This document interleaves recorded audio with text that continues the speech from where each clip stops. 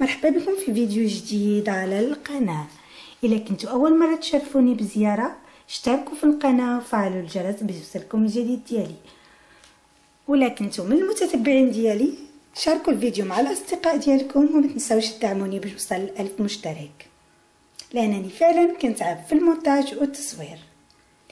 اليوم غادي نقدم لكم بلاطو لتقديم الحلويات والشاي.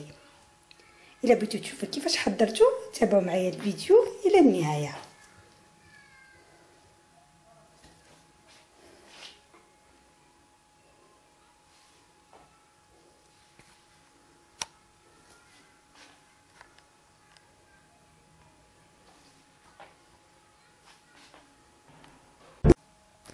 وغادي نحتاجو مرآة على حسب الحجم تاع البلاطو اللي بغينا، كتبقى على حسب الحجم تاع البلاطو اللي بغيتو تحضروا.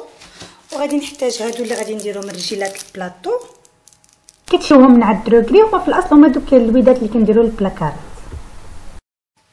ثاني حاجه غادي نحتاجوها باش نصايبوا هاد البلاطو هو هاد الخشب تاع الليزر كما كتشوفوا معايا. بالنسبه لهاد الخشب تاع الليزر كيتباع عند مالين دروغري، هي كتباع قطعه هكا كامله فيها متر، انا قطعتها. كتباع عند دروغري اللي كيبيعوا هاد الخشب تاع الليزر. الا ما عرفتوش معد من تشريو كتسولوا اقرب نجار حداكم من البلاصه اللي تيشروه منها. غادي نحتاجوا هاد الخشب، انا خديت هادي فيها متر، هادي تقريبا باع لي بشي 9 دراهم فيها مترو. احتاجيت 2 قطع، يعني احتاجيت 2 مترو بالنسبه للبلاطو اللي غندير، اللي انا بالنسبه للمرايه اللي غادي ندير فيها 60 سنتيمتر على 41. هذه حتى هي الثمن ديالها خديته ب3 دراهم. غادي نوريكم كيفاش غادي ندير لها. وبالنسبه لهاد القطع الصغيره حتى هي هذه كلها 3 دراهم. هاد القطع الصغيره كما كتشوفوا معايا كلها 3 دراهم، اللي غادي نزين بها الجوانب تاع البلاطو وحتى اللي غادي ندير فيها الكيسان ديال الشاي. هاد بالنسبه لهاد القطعه دايره 5 دراهم، اللي غادي نحط فيها الابريق تاع الشاي. المهم نتوما غادي تشوفوا كل شيء بالمراحل ديالو. بسم الله على بركه الله. اول حاجه غادي نديروها هي اننا حنا غادي نصبغوا هاد الخشب تاع الليزر. الا بغيتو تصبغوه تقدروا تصبغوه، الا ما بغيتوش تقدروا تحتفظوا بهذا اللون ديالو. انا فضلت نصبغوه. خديت هاد الرشاشه تاع الصباغه اللي دايره 20 درهم كما كتشوفوا معايا، وغادي نبدا نصبغ الخشب ديالي.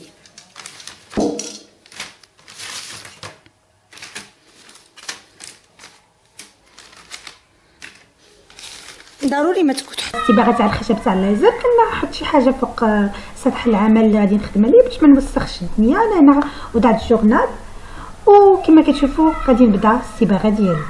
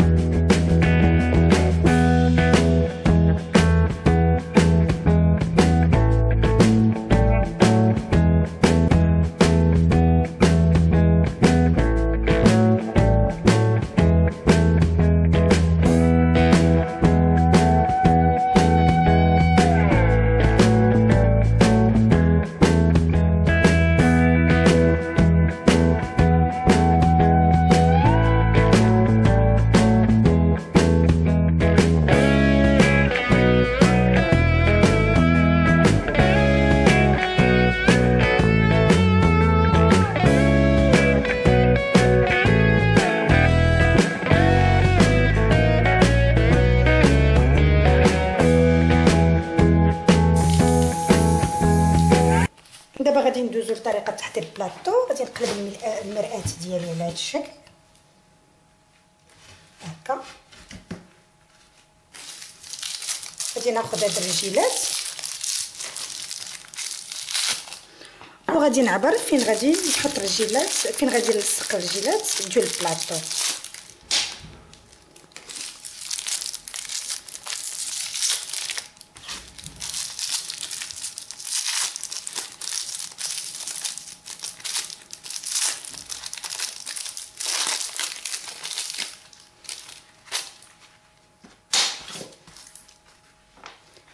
غادي نحدد فين غادي نحط، فين غادي نلصق الرجيلات ديالي.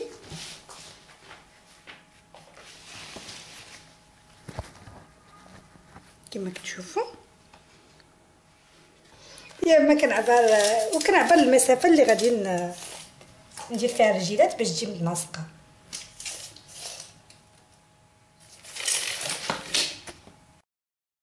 وبنفس الطريقه اللي لصقت بها الرجيلات الاولين غادي نلصق الرجيلات الثانيين بنفس الشكل. كنوضع شويه ديال السيليكون هنا في الرجيله الوسط،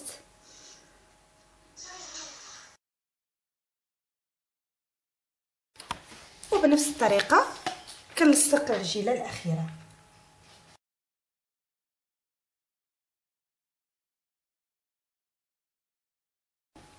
دابا من بعد ما كينشف ليا البلاطو ديالي كما كتشوفوا كنهز هاد الرجيلات ما كيطيحوش. كنقلب المرآة ديال البلاطو ديالي، كنقلبو على هاد الشكل باش ندوز نكمل الصنع ديالو. كناخذ داك الخشب تاع الليزر ديالنا كما كتشوفوا كنوضعو على حساب التزيين اللي بغيت في البلاطو. وعندي هنا الاماكن اللي غادي تكون زايده غادي نقطعها على حساب البلاطو ديالي اللي بغيت، حتى انا غادي نقطع باش نزيد باش ندير هادو هنا في هذا المكان كما كتشوفوا معايا. المهم كناخذ العبار ديالي بسنتيمتر وكنبدا كنقطع، اما كنقطع بمقص ماضي يا اما كنستعمل هذا المنشار هذا.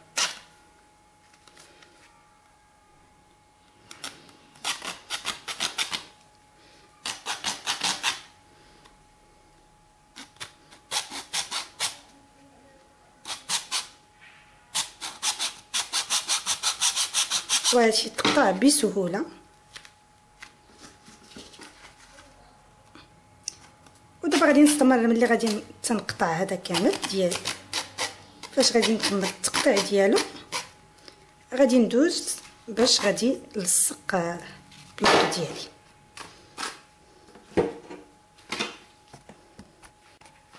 بنفس الطريقه غادي نقطع هاد الجهه الاخرى بنفس الطريقه. كما كتشوفوا انا كنصبغ غير هاد الجهه اللي غادي تكون في الاعلى، ما كاينلاش نضيع الصباغه في هاد الجهه اللي غادي تلصق.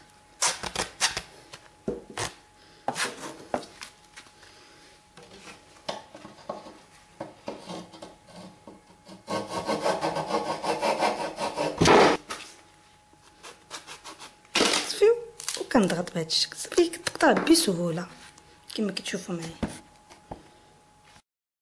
من بعد ما كنقطع هاد الزوائد كامله اللي زايده عندي، من بعد ما خديت العبار قبل ما نبدا نلصق كنبدا نقاد، كندير هاد الخشب تاع الليزر كنقادو على الشكل ديال البلاطو اللي بغيت نحضر بهذا الشكل. كنتاكد ان العبارات كلهم هما هادوك. عاد كنبدا نلصق بخشب بالسيليكون، كنبدا نلصق الخشب تاع الليزر بالسيليكون ديالنا.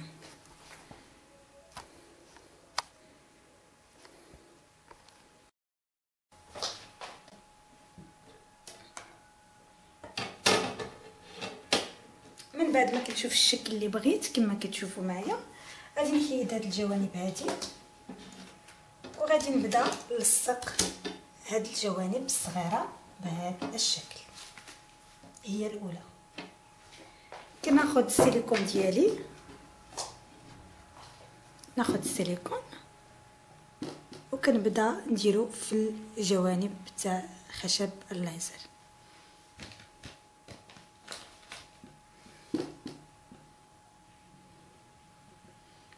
يا ما كنخدموا بهذا الشكل. كما كتشوفوا معايا كنستمر كندير السيليكون ديالي شويه بشويه على هذا الشكل.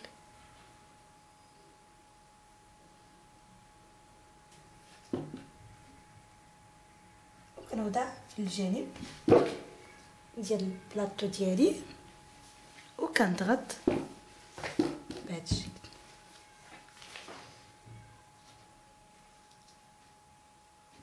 غادي نلصق الجوانب الاربعه بنفس الشكل. نحاول ما نكثرش السيليكون باش ما يبقاش باين ليا كما كتشوفوا بهذا الشكل. وانا كنمرر داك السيليكون ديالي، نحاول ما نكثرش كما قلت لكم باش ما يبقاش هو انفيزيبل، ولكن من الافضل ما نكثرش منه.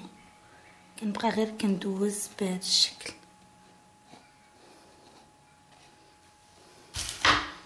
غادي نمسح السيليكون على هذا الشكل ياكم بهذا الشكل اللي كتشوفوا.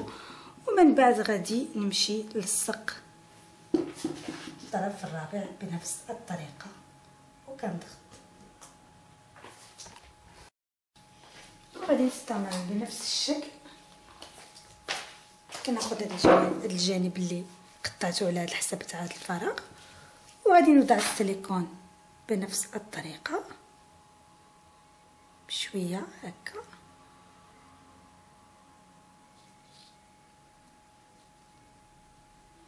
كما كتشوفوا معايا.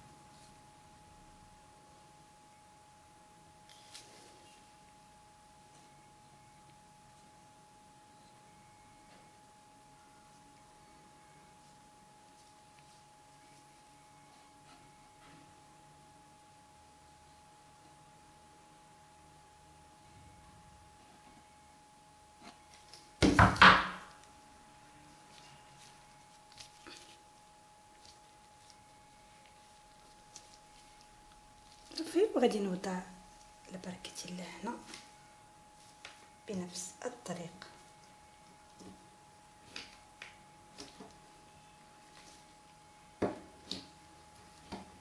وكنضغط دائما، كنضغط بهذا الشكل صافي. وكنبقى كنمسح داك السيليكون اللي تيخرج ليا من الجوانب بهذا الشكل. مثل ما كتشوفوا معايا الطرف الاول كيفاش كيجي. هانتوما كتشوفوا الجهه الاولى اللي لصقت كيفاش كتجي. غادي ندوز دابا باش نكمل البلاطو ديالي كامل. غادي ناخذ هذا الطرف هذا بنفس الشكل.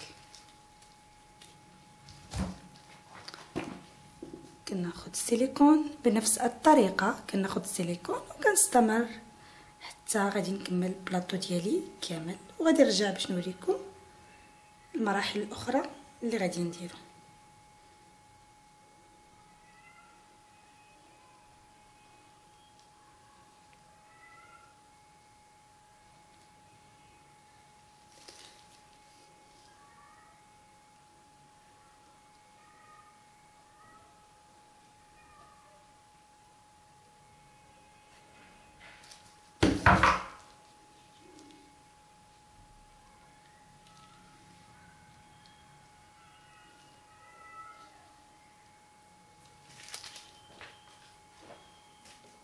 كنوضعو هنا بنفس الطريقه.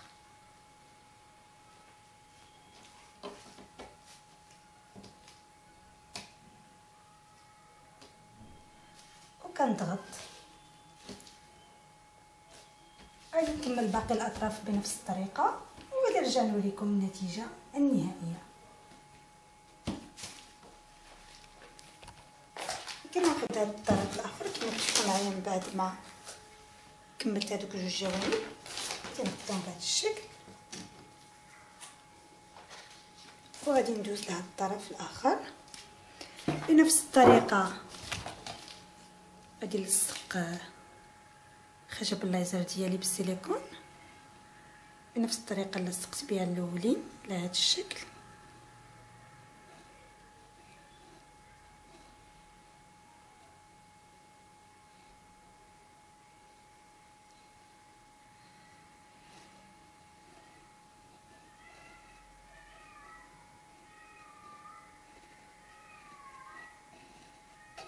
كنحاول ما نكثرش، كنعاود نمسح ديك الجوانب ديالي بهذا الشكل كما كتشوفوا معايا. وكنوضع الخشب الليزر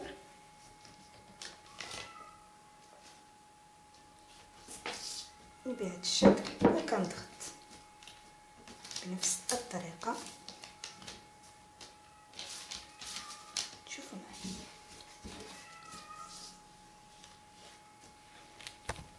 كنضغط. دابا غادي ندوزو للجهه الاخيره اللي كانت هنا، قلبت المرآة ديالي هنا باش نلصقها بنفس الطريقه.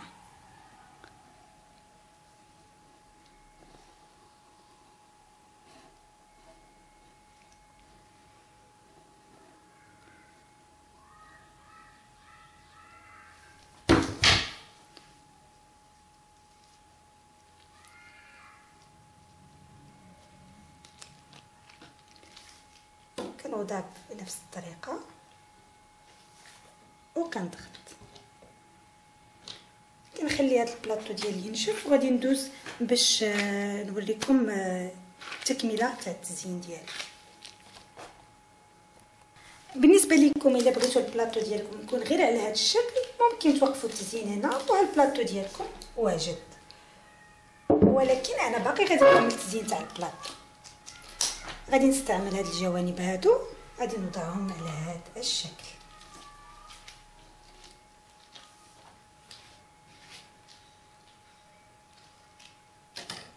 كما كتشوفوا معايا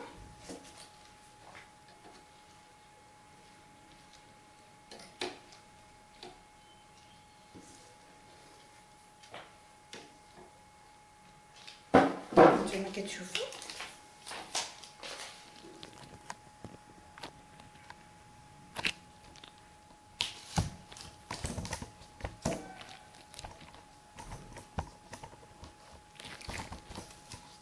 دابا غادي ندوز للصقه بالسيليكون، نلصق هاد الجوانب ديالي بالسيليكون بنفس الطريقه. غادي نوضع شويه ديال السيليكون هنا، ما غاديش ندير بزاف، غير شويه في هاد الجوانب كما قلت لكم وريتكم قبيله، غير شويه على هذا الشكل.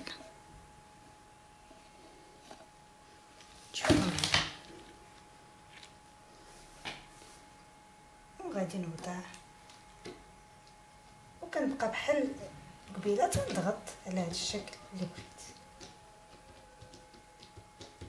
كما كتشوف. غادي ندوز للجانب الثاني بنفس الطريقه، كنوضع شويه ديال السيليكون هنا، شويه هكا،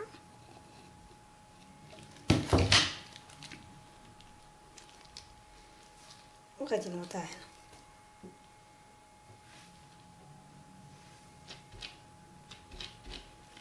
على هذا الشكل. وغادي نلصق الجوانب اللي بقات حتى نكمل الجوانب الاربعه ديولي.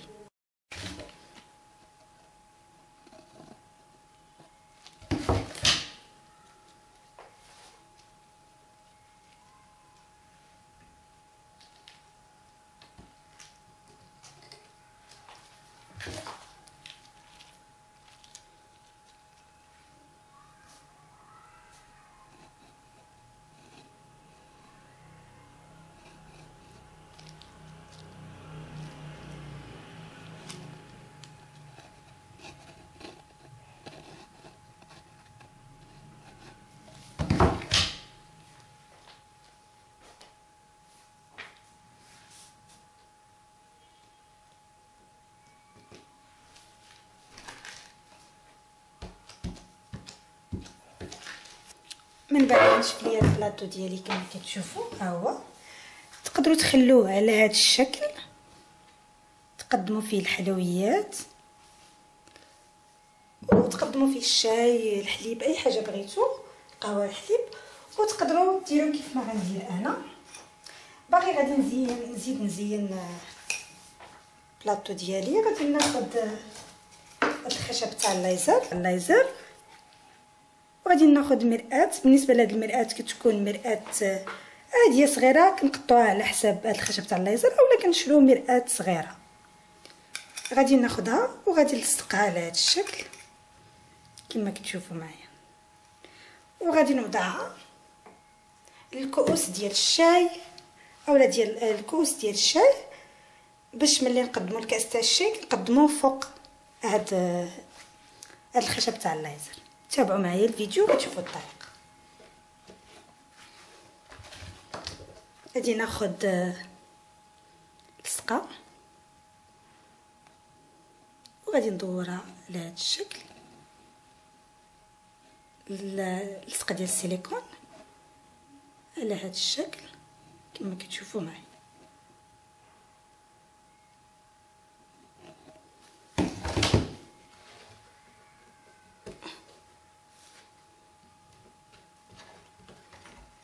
وغادي نلصقها مع ديك المرآة على هذا الشكل، وغادي نستمر حتى غادي نوجد كاملين.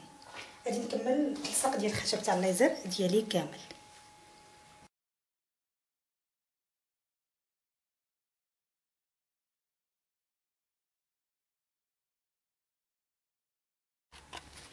هانتوما كتشوفوا من بعد ما كملت هادو ديال الكؤوس كما قلت لكم، هذا هو الشكل ديال البلاطو ديالنا كيفاش كيجي.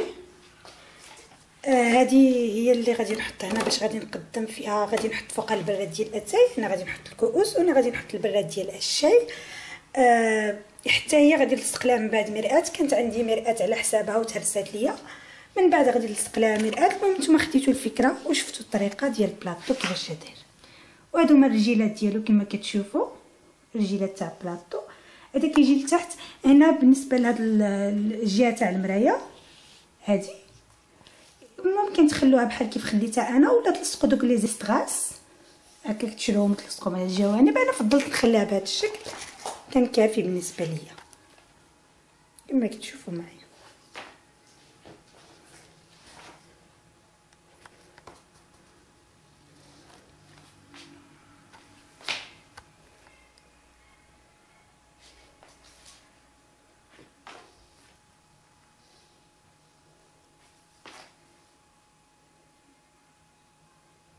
بالنسبه لهاد اليدين ممكن تلصقوهم على هذا الشكل. انا ما غاديش نلصقهم، ولكن لصقتهم كيعطيو جماليه اكثر. الا بغيتو تلصقوهم ما خصكمش تكونوا تهزوا منهم البلاطو، يعني كيبقاو على شكل ديكور، حيت ما غاديش يتحملوا الثقل تاع البلاطو تاع الشاي. وانما الا بغيتو تستعملوهم كديكور فهما كيجيو هائلين كما كتشوفوا، كيجيو هائلين. ولا كنتو بغيتو بلاطو باليدين ديالو، فاش كتاخذوا المرآة كتاخذوا مرآة اللي مثقوبه، يعني كتقولي عطيني مرآة اللي مثقوبه، كيعبر لك على حساب هاد البواني اللي عندك وتيثقب لك المرآة، وكتجي كتسديها بالفيس من التحت. انا من بعد نقدر نعاود نثقب هاد المرآة. المهم حاليا انا ما عنديش المرآة مثقوبه، داكشي علاش غادي نخلي البلاطو على هاد الشكل، ما غاديش نلصق ليه اليدين كما كتشوفوا معايا. انا دابا غادي نحيدهم لانني ما غاديش نستعملهم.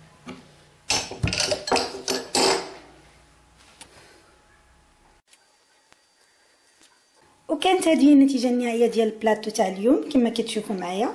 هذا هو البلاطو ديالنا من بعد ما وجد. الرجيلات ديالو كما كتشوفوا، وهنا على هذا الخشب تاع الليزر كنوضعوا الكؤوس تاع الشاي وكنبقاو نقدموهم للناس كما كتشوفوا الضيوف ديالنا. وانا غادي نحط الابريق تاع الشاي. المهم هذه هي النتيجه النهائيه تاع بلاطو اليوم. ما تنساوش تخلوا لي تعليقاتكم ملاحظاتكم اسفل الفيديو، ودعموني باش نوصل ل 1000 مشترك. شجعوني باش نجيب لكم الجديد دائما. شكرا لكم على المتابعه، والى اللقاء في فيديو مقبل باذن الله.